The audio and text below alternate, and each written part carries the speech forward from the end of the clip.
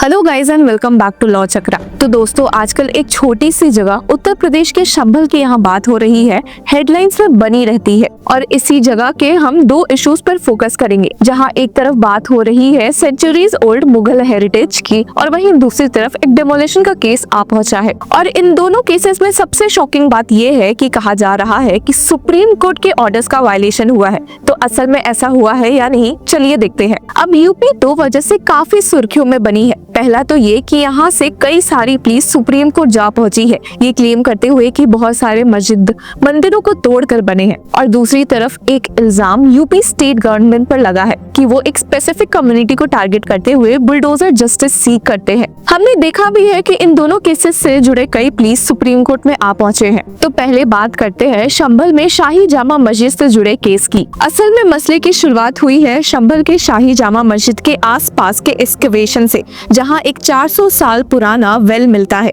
Imagine करिए, Mughal era का एक नया पीस ऑफ हिस्ट्री अब सामने आ रहा है। संभल एडमिनिस्ट्रेशन ने डिसाइड किया है कि इस एक्सकवेशन को वो हेरिटेज में रिकॉर्ड करेंगे। तो ये अच्छी बात होनी चाहिए, पर लोगों का मानना है कि सुप्रीम कोर्ट के ऑर्डर्स का वायलेशन हुआ है इन एक्सकवेशन के पीछे। यहाँ पर कहा जा रहा है कि सुप्रीम कोर्ट के 12 दिसंबर ऑर्डर का वायलेशन है, जहाँ सीजीआई संजीव खन्ना ने स्टेट किया था कि जो केसेस ऑलरेडी पेंडिंग है, जैसे कि ज्ञानवापी मस्जिद, मथुरा शाही ईदगाह और संभल जामा मस्जिद के केसेस, उनमें कोर्ट्स अभी के लिए कोई इफेक्टिव या फाइनल ऑर्डर इंक्लूडिंग सर्वे का ऑर्डर पास नहीं करेगी, बेसिकली जिससे कम्युनल हार्मनी डिस्टर्ब ना हो। पर आए दिन संभल के डिस्ट्रिक्ट एडमिनिस्ट्रेशन द्वारा ऐसे स्टेप्स उठाना, जहां उन्हें कभी प्राइवेट वेल्स मिल रहे हैं या फिर कभी मंदिर ही मिल जा रहा है, लोगों में एक डिसरप्ट ला रही है, जिसकी वजह से कहा जा सकता है कि वहाँ दंगे फसाद की स्थिति ना पैदा हो जाए। इंटरेस्टिंगली यूपी स्टेट गवर्नमेंट एक नया इनिशिएटिव लेकर चल रही है, जहां the digging is part of a broader initiative to revive historical wells and pilgrimage sites across the cities. District magistrate doctor Rajendra Pensiya ने कहा है कि अथॉरिटी सारे हिस्टोरिकल साइट्स रिवाइव करने में लगी है और उनकी प्रिजर्वेशन करेंगे। यहाँ तो मानना है लोगों का कि शायद सुप्रीम कोर्ट के ऑर्डर्स का वायलेशन हुआ है, पर दूसरे केस में एक दावा चला गया है सुप्रीम कोर्ट में ये स्टेट करते हुए कि उनका ऑर्डर सच में वायलेट हुआ है।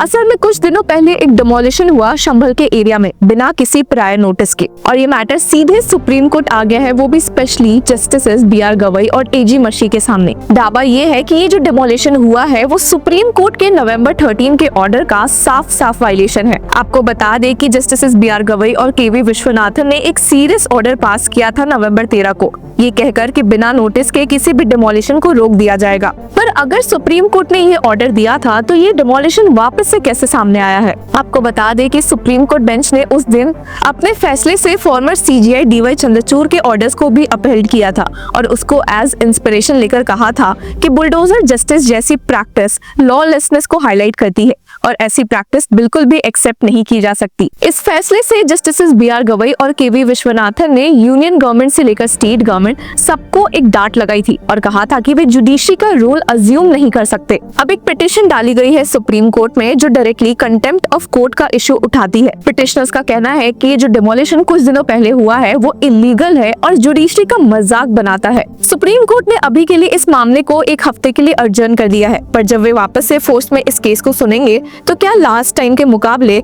यूनियन गवर्नमेंट और यूपी स्टेट गवर्नमेंट को वापस से झटका देंगे या नहीं, हमें जल्द पता चलेगा। एक तरफ इशू है हेरिटेज साइट को प्रिजर्व करने का और वहीं दूसरी तरफ लोगों के घर और जमीन को डिमोलिश नहीं करवाने का। संभल का ये एग्जाम्पल हमारे देश के दो सबसे इम्पोर्टेंट टॉपिक्स को सामने लाता है, इतिहास की रक्षा और कानून का सम्मान। अब अगर हम मंदिर और मस्जिद के केसेस से जुड़े बात ही करें तो अभी बीते दिन सुप्रीम कोर्ट ने इस सर्वे eight Shahi Idgah mask complex पर स्टे को अप्रैल तक एक्सटेंड कर दिया था। सुप्रीम कोर्ट की बेंच, जिसमें कि chief justice Sanjeev Khanna, justice Sanjay Kumar और KV विश्वनाथन शामिल थे, ने शाही मस्जिद ईदगाह मैनेजमेंट ट्रस्ट की प्ली को सुना। अब सुप्रीम कोर्ट के ऑर्डर की वजह से इस केस की हियरिंग अप्रैल के फर्स्ट वीक में होगी। पर इस केस में मामला और गर्म हो गया था क्योंकि शाही मस्जिद कमेटी ने सर्वे की स्टे के अलावा सेंट्रल गवर्नमेंट पर एक सीरियस एलिगेशन लगाया है। शाही मस्जिद कमेटी एट मथुरा ने सेंट्रल गवर्नमेंट पर ये इल्जाम लगाया है कि वे इस केस को डिले करने की कोशिश कर रहे हैं। असल में यहाँ बात हो रही है CGI संजीव खन्ना द्वारा प्लेसेस ऑफ वर्शिप एक्ट के इनिशियल हियरिंग के बारे में, जिसमें सीजीआई खन्ना ने सेंटर को सिर्फ 4 हफ्तों का वक्त दिया था रिप्लाई फाइल करने के लिए, लेकिन वो अब तक रिप्लाई फाइल करने में फेल हुए हैं। मथुरा की शाही मस्जिद कमेटी ने एक सिग्निफिकेंट स्टेप उठाते हुए सुप्रीम कोर्ट से कहा है कि सेंट्रल गवर्नमेंट का राइट टू रिप्लाई इस केस में अब बंद किया जाए। जितना आपके लिए ये सुनना शॉकिंग है, उतना ही जजेस के लिए होने वाला है। पर कमेटी ने ये भी क्लेम किया है कि मार्च 2021 में नोटिस इशू होने के बाद भी सेंटर ने अपना अफिडेविट अभी तक फाइल नहीं किया है और ये एक्ट डेलिबरेटली डिले करने का किया जा रहा है। और जब इस केस की हियरिंग पिछले साल दिसंबर में सीजीआई संजीव खन्ना के सामने हुई थी, तो वो थोड़े नाराज भी दिखे थे कि सेंटर ने अभी तक इस केस में रिप्लाई फाइल क्यों नहीं किया है, और जिसकी वजह से उनका इस केस में सबसे पहला ऑर्डर यही था कि सेंटर इस केस में 4 हफ्तों के अंदर एक रिप्लाई फाइल जरूर से जरूर करे। कमेटी का आर्गुमेंट है कि ये डिले उन लोगों के लिए ऑब्स्ट्रक्शन क्रिएट कर रहा है जो प्लेसेस ऑफ वर्शिप एक्ट 1991 को डिफेंड करना चाहते हैं। कमेटी का कहना है कि डिले के चलते केस की हियरिंग रुक गई है, जो कॉन्स्टिट्यूशनल जस्टिस के प्रिंसिपल्स के अगेंस्ट है। इसके साथ ही शाही मस्जिद ईदगाह, जो अभी इलाहाबाद हाई कोर्ट में 17 केसेस का सब्जेक्ट मैटर है, उससे और कॉम्प्लिकेशंस बढ़ने का डर है। The plea stated, the Union of India is deliberately not filing its counter affidavit reply with the intention to delay the hearing of the present writ petition and the connected writ petitions, thereby obstructing those who are opposing the challenge. अगर supreme court इस plea को accept कर लेती है और centre के right to reply को बंद कर देती है, तो ये एक यूनिक प्रेसिडेंट सेट कर सकता है। लेकिन दूसरी तरफ क्या सेंटर का डिले सिर्फ प्रोसीजर है या पॉलिटिकल, ये सवाल हमारे सामने आ पहुंचा है। तो दोस्तों, आपके हिसाब से क्या होना चाहिए? क्या हेरिटेज का प्रिजर्वेशन या लोगों के राइट्स को प्रोटेक्ट करना? संभल का ये मुद्दा एक छोटी सी कहानी नहीं है, बल्कि एक रिमाइंडर है कि हम सबको अपने इतिहास और कानून दोनों की इज्जत करनी चाहिए। इस केस में अपने कमेंट्स हमारे साथ जरूर शेयर करें और तब तक के लिए कीप फॉलोइंग लॉ चक्रा।